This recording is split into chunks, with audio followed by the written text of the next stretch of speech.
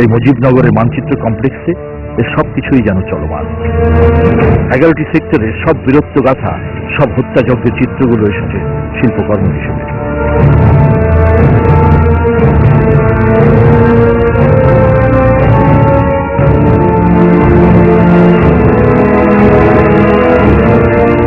এক বিশাল কাজ।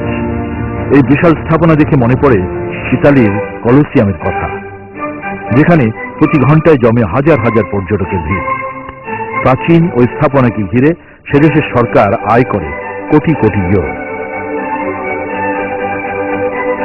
আমাদের মহান মুক্তিযুদ্ধের চেতনা আগামী প্রজন্মের সামনে চিরভাস্বর করে রাখতে, এই চেতনাকে কাজে লাগিয়ে বিশ্বমানের একটি পর্যটন গড়ে তুলতে এটিও হতে পারে অভূতপূর্ব উদ্যোগ। কিন্তু সবার মনে একটি বড় প্রশ্ন, এটি চালু হবে কবে?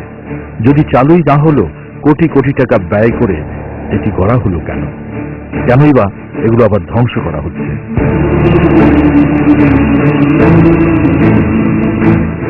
শত কোটি টাকা ব্যয়ে এখানে নানা অবকাঠামোর উন্নয়ন সহ মুক্তিযুদ্ধ ভিত্তিক বাংলাদেশের স্মৃতিমানচিত্র ও জাদুঘর নির্মাণ করা হয়েছে।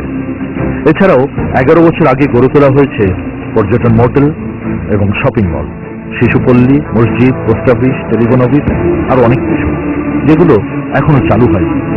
আভ্যন্তরীণ রাস্তা এবং হেলিপ্যাড রক্ষণাবেক্ষণ ও সংস্কারের অভাবে নষ্ট হয়ে গেছে কোটি টাকা ব্যয়ে গড়ে তোলা মনোরম গোলাপ বাগান। এখন ভেতরে বাইরের স্থাপনাগুলো অযত্নে, অবহেলায়, ময়লা আবর্জনায় নষ্ট হতে চলেছে।